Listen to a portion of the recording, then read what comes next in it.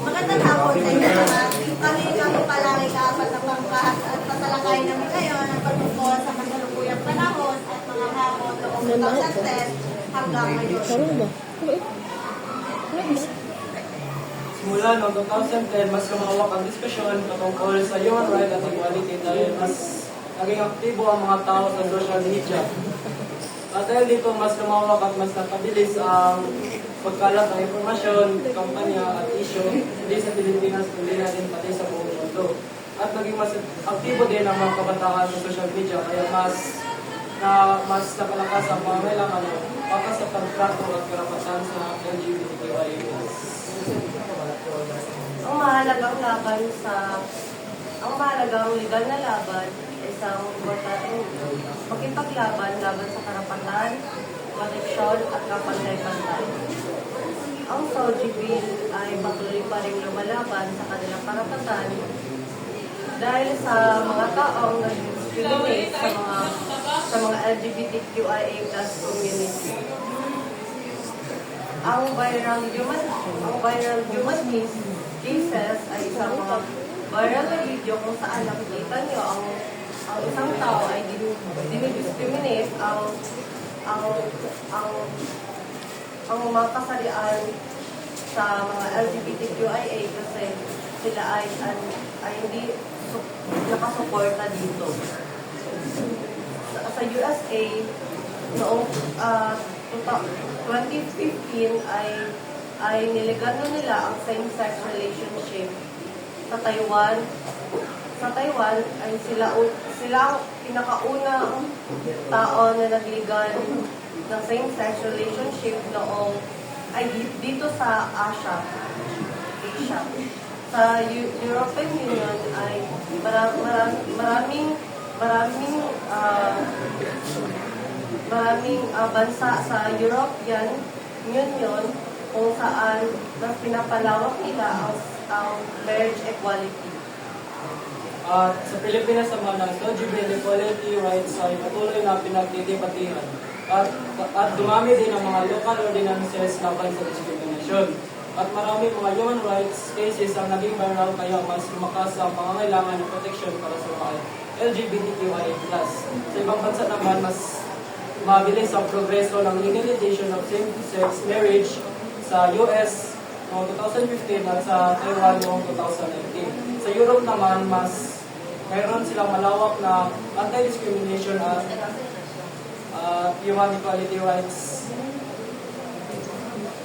Anti-Discrimination Ordinance. So, ang Anti-Discrimination Ordinance ito ay ang batas upang ialis ang pagdiskriminasyon sa mga LGBTQIA+ at upang magkaroon ng pantay-pantay na pagtatrato sa mga LGBTQIA+ at sa mga tao.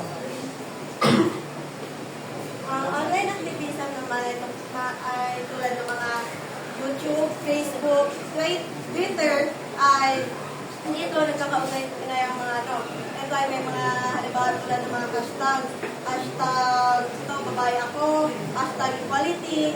Diyan is na mas napapadali ang mga viral posts para mas paunawaan natin ang iba't ibang mga viral patungkol sa LGBTQIA+. Halimbawa naman dito sa Anti-Discrimination Ordinance dito sa Pilipinas, so sa Luzon, sa Quezon City, tungkol ito sa trabaho. So, ang isang transgender na babae ay nalalaki ay nag-apply ng trabaho sa, for example, sa DepEd. Tapos, hindi siya tinanggap dahil siya ay transgender, siya ay bisexual. So, kaya ini-implement ang Anti-Discrimination Ordinance upang magkakaroon ng pagkakapantay-pantay na pagtrato sa mga LGBTQIA+ dahil may karapatan din silang maging tapat at malaya sa kanilang mga gusto.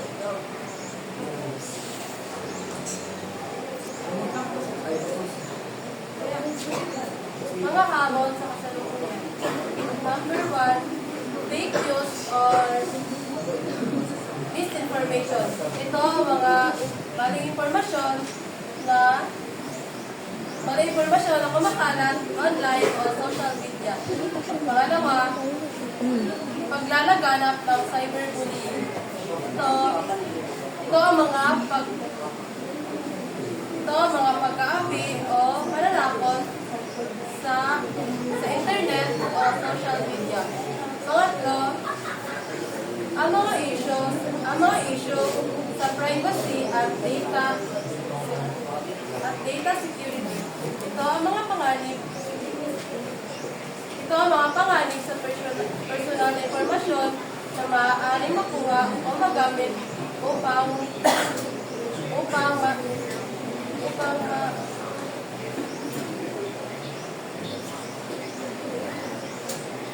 mahihulog. Pang-apat, kulangan ng mas malawak na batas na kakulangan ng mas malawak na batas na nagpoprotekta sa lahat. Ito ang mga sa lahat. Wala o kulang ang batas para siguraduhin ang mga pantay na proteksyon para sa lahat. Pang-anim ay political conflict. Ito ay ang labanan o alitan sa politika at teritoryo. Pag-asa at pagpapatuloy. Patuloy ang laban para sa equality at human rights.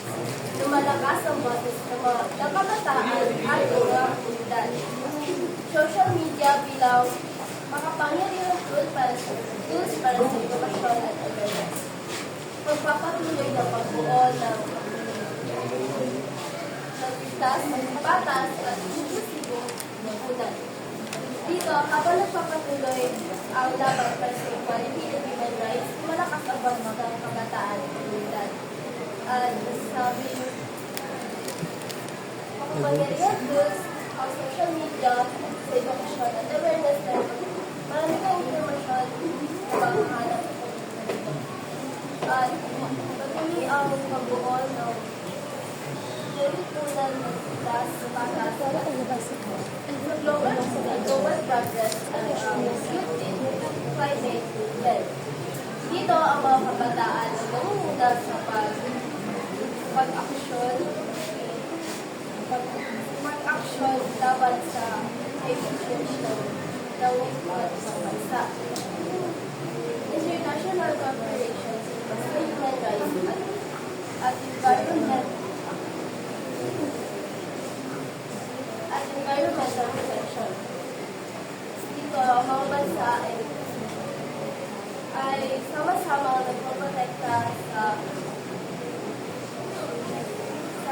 kanilang karapatang pantao at kalikasan. Kaya mahalagang ibigyan natin ng pansin ng Anti-Discrimination Ordinance dahil ito ay nagbibigay ng mas madaling pagpasok sa mga trabaho at mas safe ang mga estudyante sa paaralan dahil hindi na sila dinidiscriminate dahil sila ay bakla o gay, lesbian, kagaya ng bisexual, kagaya dito. Kaya mahalagang na-implement ang Anti-Discrimination Ordinance dahil sa paglaganap nito at magandang intulot nito. Noong wala pang national law ay nasusulong na ng batas ang mga nasa city, province, sa mga taong na-discriminate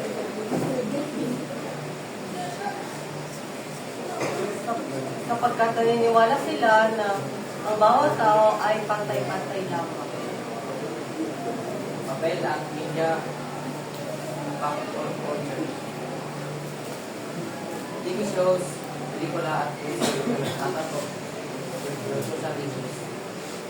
Mas representasyon ng iba't ibang identity at karanasan. Influencers at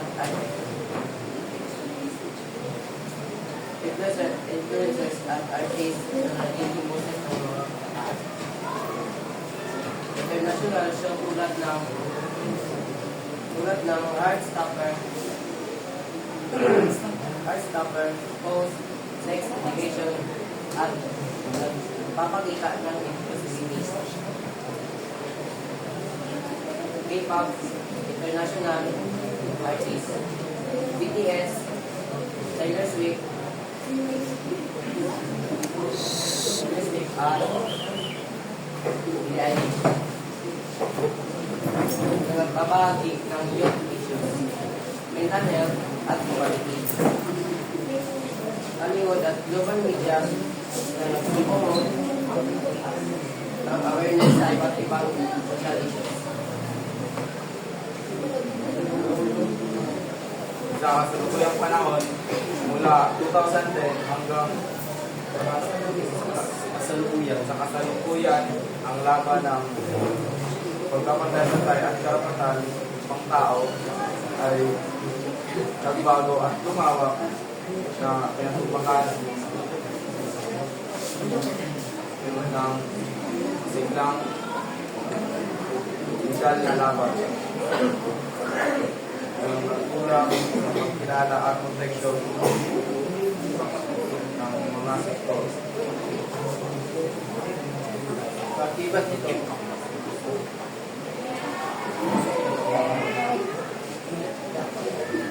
pagkasina ng online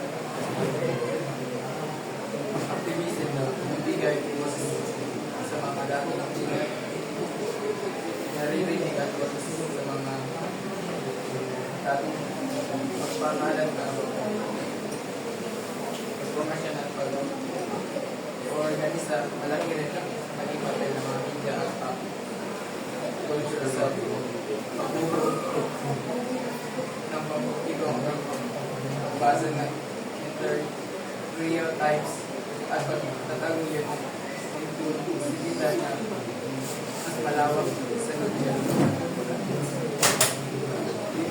So, noong panahon, noong 2010 hanggang ngayon ay umunlad na dahil ang mga hamon ngayon ay binibigyan na ng pansin at yung mga tao ay lumalakas ng kanilang boses, lalo na yung mga kabataan, para ipaglaban ang patas sa pagtrato at pantay na pagtingin sa isa't isa.